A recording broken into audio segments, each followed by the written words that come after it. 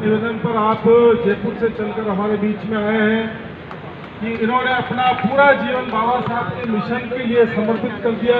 इन्होंने घर बार सब त्याग कर पूरे जीवन सिर्फ बाबा साहब के मूवमेंट लिए ये पूरे राजस्थान प्रदेश के हर गांव ढाणी मंदिरों तक अलग जगा रहे हैं। मैं उनको तहे दिल से धन्यवाद दूंगा कि आपने हमारा जो निमंत्रण था स्वीकार किया और आज आप अपने विचार रखेंगे। साथियों, आज जहाजपुर मुख्यालय पर बाबा साहब अम्बेडकर विश्व रत्न महामानव दुनिया के प्रणेता जिनका 131वीं जन्म जयंती पर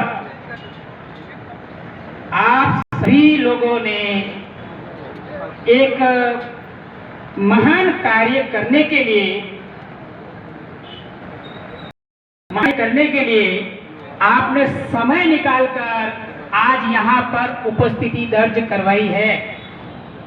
उसके लिए आप सबका हृदय से आभार। जय भीम, बोलो जय भीम, जय मूल निवासी, जय जोहार, नमो बुद्धाय, जोर से बोलो नमो बुद्धाय। साथियों, जन्म जयंती अवसर पर बाबा साहब अम्बेडकर का मिशन को मैं रोक नहीं सकता हूँ, मेरे हृदय में दबा नहीं सकता हूँ। बाबा साहब अम्बेडकर जो विश्व रत्न है, जिनको भारत में भारत रत्न से सम्मानित किया गया। साथियों, भारत रत्न देने से बाबा साहब अम्बेडकर की महिमा नहीं बढ़ी, भारत की महिमा बढ़ी है। बाबा साहब अम्बेडकर को भारत रत्न देने से भारत की महिमा बढ़ी। बाबा साहब अम्बेडकर विश्व रत्न है। मैं इस जन्म जयंती के अवसर पर बाबा साहब अम्बेडकर के संघर्ष पर प्रकाश डालना चाहता हूँ। साथियों, बाबा साहब अम्बेडकर का जो संघर्ष है वो क्या है, वो आपके सामने एक बैनर लगा हुआ है। उस बैनर के ऊपर सांप दिख रहा है, उसमें 3 चित्र हैं। 3 चित्र है। एक तो गोल गोल साफा वाले ज्योति में, उनके पास में तथागत गौतम बुद्ध 2500 साल पहले भारत में जन्मे थे, जिन्होंने भारत को विश्व गुरु बनाया। जानकारी हम लोगों तक नहीं है। उनकी विचारधारा से भारत गुरु बना और तथागत गौतम बुद्ध के पास में महामानव डॉक्टर भीमराव अम्बेडकर का फोटो है। आज उनकी जन्म जयंती हम मना रहे हैं। साथियों, बाबा साहब अम्बेडकर का जो जीवन है, मैं जिंदगी भर काम करूंगा मरते दम तक, तो भी उनकी संघर्ष की व्याख्यान पूरी नहीं कर सकता। आज से 3 साल पहले इस जहाजपुर में मुझे प्रबोधन करने का अवसर मिला था 15 दिन, और दिन में मैं 45 गांव में जाकर प्रबोधन किया। ये रामजस जी मेरे साथ, इन्होंने गाड़ी घोड़ा साधन संसाधन का पूरा उपयोग करके गांव लेके गए थे। साथियों, इस जहाजपुर को मैं कभी नहीं भूल सकता हूँ।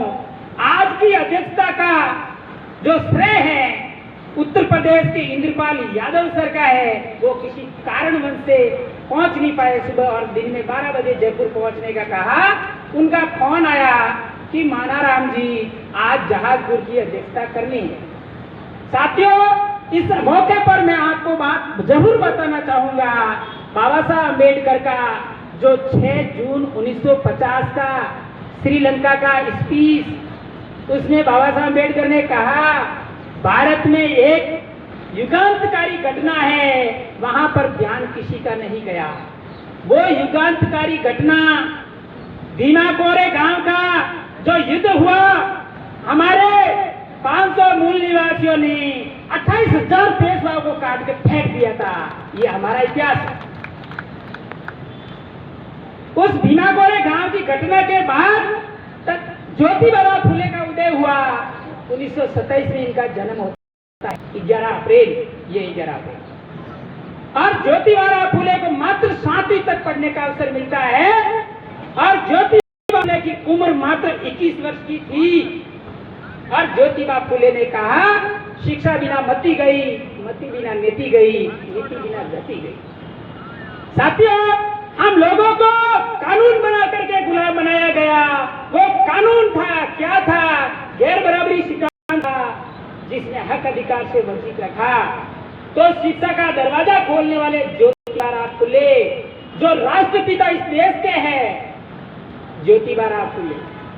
और ज्योतिबा फुले ने 1873 में हंटन कमीशन भारत में आया था, शिक्षा का अधिकार मांगा था अंग्रेजों से। ये है हमारा मिशन। 1883 के बाद में छत्रपति साहू महाराज थे। 1902 में हम लोगों को 50% रिजर्वेशन दिया। रिजर्वेशन के जनक छत्रपति साहू महाराज। छत्रपति साहू महाराज के बाद में 1916 में बाबा साहब अम्बेडकर सार्वजनिक में आते हैं और इस आंदोलन की डोरी हाथ में ले लेते हैं। साथियों, 1916 से 1956 तक बाबा साहब अम्बेडकर ने 40 साल जीवन संघर्ष किया। और इस जीवन संघर्ष, उनका जन्म, उनका बाल्यकाल किस अवस्था में था? साथियों, बाबा साहब अम्बेडकर छोटे थे। माँ को पूछा, हे माँ, ये जातियां किसने बनाई? तो माता जी ने कहा, मुझे पता नहीं। तो आप क्यों मान रहे हो? तो बोला कि दुनिया मानती है, सभी मानते हैं, मैं भी जाति को मानता हूं। बोला सभी झूठ बोलेंगे, झूठ मानने क्या मैं भी मान लूंगा? ये तर्क शक्ति थी। एक विलक्षण प्रतिभा के धनी थे। बाल्यकाल में उनका पता चल जाता है।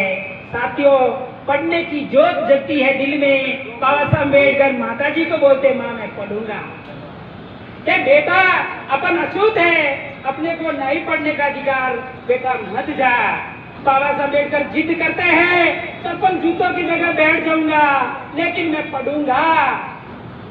साथियों, वो दिन, वो चप्पल जूते का स्थान अपने को दिख रहा है, लेकिन हम लोग वहां नहीं बैठे हैं। हम लोग आज हमारे मंच पे बैठे हैं। तो साथियों, बाबा साहब अम्बेडकर का जीवन काल स्कूल से चालू होता है। जब स्कूल में पाठशाला होती है, सभी बच्चे बैठते हैं, तो गुरुजी एक सवाल पूछते हैं कि दुनिया में ऐसी चीज बताओ जिसको हम देख सकते लेकिन छू नहीं सकते। सभी लड़कों ने उत्तर दिया।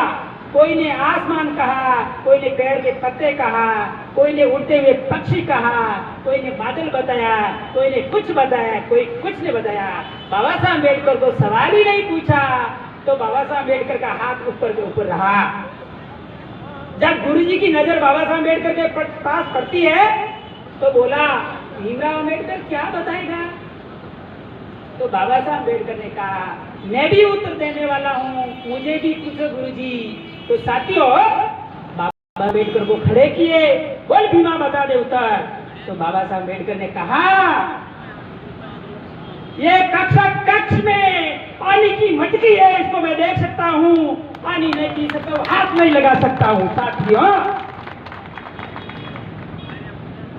दिल में ये बातें याद आती है। उस समय मैं होता तो क्या करता?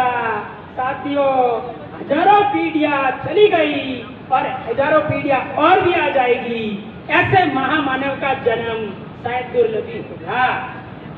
साथियों, बाबा साहब अम्बेडकर को अवसर मिलता है और महाराजा ने मात्र 25 रुपए का वजीफा देकर लंदन पढ़ने के लिए भेजते हैं और लंदन से पढ़ करके भारत में वापस आते हैं और मुंबई यूनिवर्सिटी में प्रोफेसर बनते हैं। बाबा साहब अम्बेडकर को कहा, आपकी जाति महार है, नीची जाति के हो, प्रोफेसर बन गए, पानी की बोतल घर से साथ लाना पड़ेगा।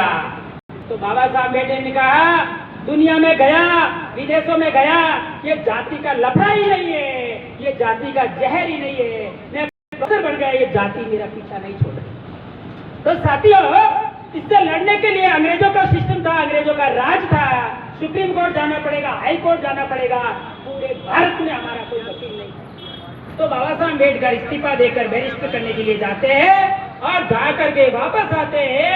बाबा साहब अम्बेडकर की लड़ाई थी ये ऊंच नीच, ये छूत, ये जातिवाद, ये भेदभाव और स्पृश्यता को खत्म करना जड़ से। ये है बाबा साहब अम्बेडकर का मिशन।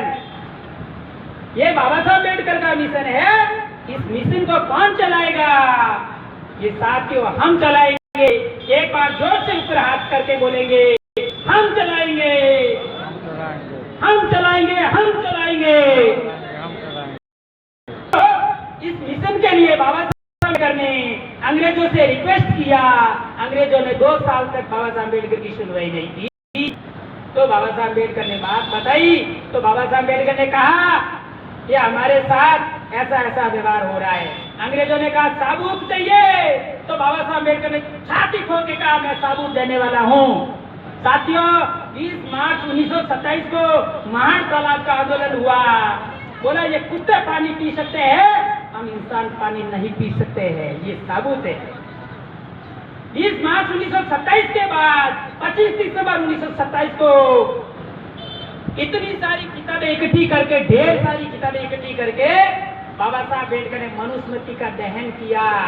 हमारे लोगों को मनुवाद से बाहर निकालने के लिए ये काम नहीं किया, अंग्रेजों को अवगत करवाने के लिए किया कि अंग्रेज पढ़ेंगे कैसे कैसे षड्यंत्र हमारे खिलाफ रच करके हमारी इतनी बड़ी समाज को गुलाम बना के रखा, हक अधिकार से वंचित रखा।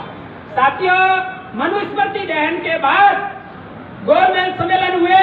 तीनों सम्मेलन में बाबा साहब अम्बेडकर जाते हैं, बाबा साहब अम्बेडकर के सारी की सारी बात सुनते हैं और 1932 के अंदर हम लोगों को शिक्षा का अधिकार, पढ़ने लिखने का अधिकार, संपत्ति रखने का अधिकार, हम लोगों को एक मतलब वो शब्द मुझे नहीं बोलना चाहिए, लेकिन हम लोगों को एक इंसान और एक मानव बनाने का दर्जा बाबा साहब अम्बेडकर ने दिलाया। साथियों 1932 के बाद में 1936 में बाबा साहब अम्बेडकर ने पूरी जातियों की गिनती की, पूरी भारत की जातियों की गिनती की। 1936 में शेड्यूल कास्ट, शेड्यूल फेडरेशन का निर्माण किया और लोगों को हक अधिकार दिलाने की रणनीति बनाई बाबा अम्बेडकर ने। जब बाबा साहब अम्बेडकर को संविधान लिखने का अवसर मिलता है, साथियों संविधान सभा में जाने कौन लोग रोकने वाले थे? वो हमारे असली हैं, वो हमारे दुश्मन नॉमिनेट है। हमारे देश में लड़ाई 5000 वर्षों से निर्धारित लड़ाई है। वो लड़ाई तथागत गौतम बुद्ध ने लड़ी, वो लड़ाई ज्योतिबा फुले ने लड़ी, वो लड़ाई छत्रपति साहू महाराज ने लड़ी, वो लड़ाई बाबा साहब अम्बेडकर ने लड़ी है। साथियों वो लड़ाई है ये गैर बराबरी व्यवस्था को खत्म करने की व्यवस्था। साथियों संविधान सभा से बाबा साहब अम्बेडकर को रोका गया। आज इस अवसर पर, इस मौके पर मैं कहना चाहूंगा, बंगाल के मुसलमान भाइयों ने हदीपुर, जसोर, खुलना, ओडिशा इन 4 जिलों से बाबा साहब अम्बेडकर को टिकट दे करके संविधान सभा में भेजा गया। आज उन मुसलमानों को रोहिंग्या मुसलमान कह रहे हैं। वो लोग कौन हैं? उन लोगों को पहचानना है। साथियों बाबा साहब अम्बेडकर संविधान सभा में आते हैं।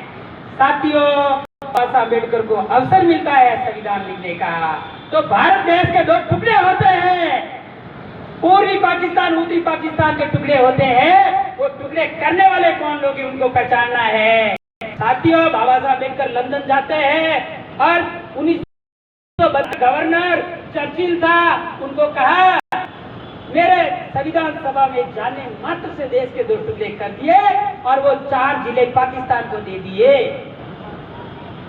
तो बाबा साहब अम्बेडकर को कहा आप जैसे भारत में कौन है, आपकी समाज की लड़ाई लड़ने वाले कौन है? तो बाबा साहब ने छाती ठोक के कहा भारत में मैं अकेला हूं। और बाबा साहब अम्बेडकर का पक्ष रखा और बाबा साहब का 42 मिनट का स्पीच कोई जानते हो क्या?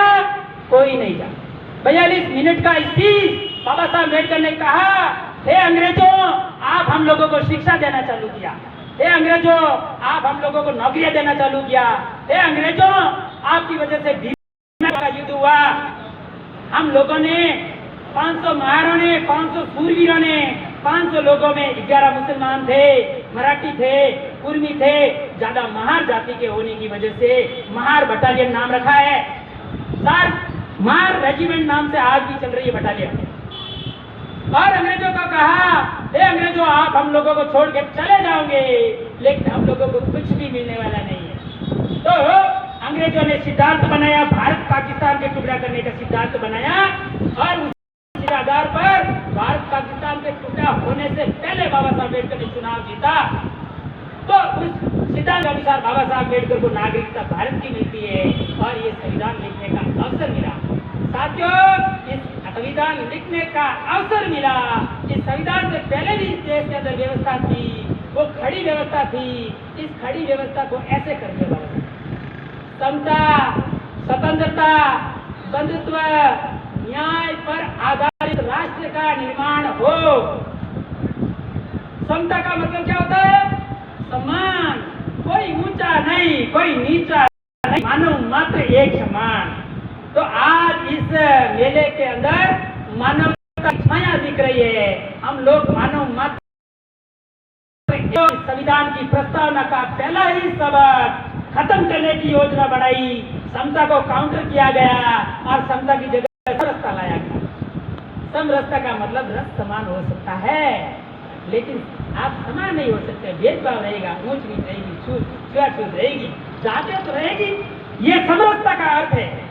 यह स्पष्ट करता हूँ, हिंदी लिटरेचर का टीचर हूँ, 10 साल टीचर रहा हूँ। अगर किसी को शक हो और भी बात करना, चर्चा करना।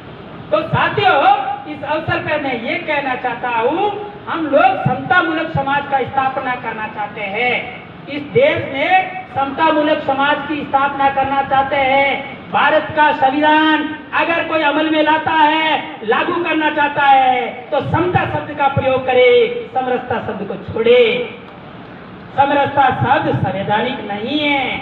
साथियों, पिछले दिनों में कुछ 7 सालों में ये अत्याचार और शोषण बढ़ रहा है। मैं पाली जिले का हूँ, पाली जिले की चर्चा हो चुकी है।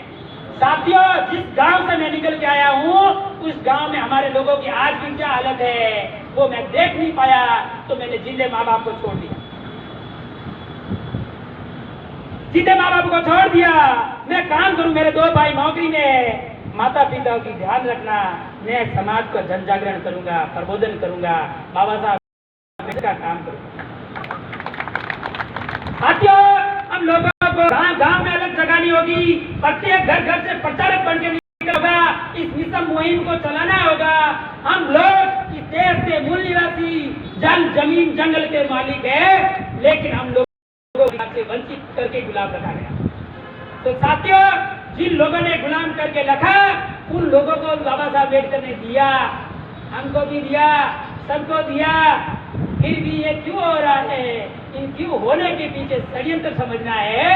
इस देश के मुसलमान कोई विदेशी नहीं है, भारत के मूल निवासी है, हमारे डीएनए के भाई है। ये आज जहर फैलाया जा रहा है, उस जहर को समझना, अगर चर्चा करनी है, हम मानवता से रहेंगे, हम भाई भाई हैं। जब हम लोग कहते हैं ये मुसलमान हमारे भाई है, तो हम लोगों को कहा जाता है देश को बांटने का काम करता है। साथियों, भले ही बांटने का कहे तो कहे, हम इस देश के मूल निवासी है, जमीन जंगल के मालिक है। इसीलिए हम लोग जय जोहार करेंगे, जय मूल निवासी करेंगे, जय भीम करेंगे, जय नमो बुद्धाय करेंगे।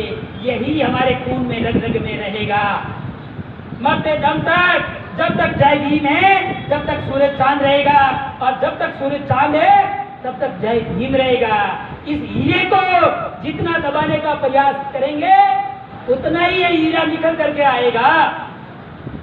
साथियों, जो लोग बाबा साहब अम्बेडकर का 1950 में इस पूरे देश में पुतला जला रहे थे, वो भी बाबा साहब अम्बेडकर की मूर्ति के पास जाके पैर पकड़ रहे, मूर्ति के पास जाके पैर पकड़ रहे हैं।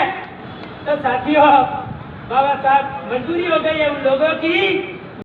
इस मौके पर आपको भाषणबाजी नहीं करना चाहता हूँ, मैं कोई नेता नहीं हूँ, मैं इतना ही कहना चाहता हूँ, हम इस देश के मूल निवासी हैं, हम जमीन जंगल के मालिक हैं, और मरते दम तक लड़ेंगे, बाबा साहब अम्बेडकर का मिशन चलाएंगे।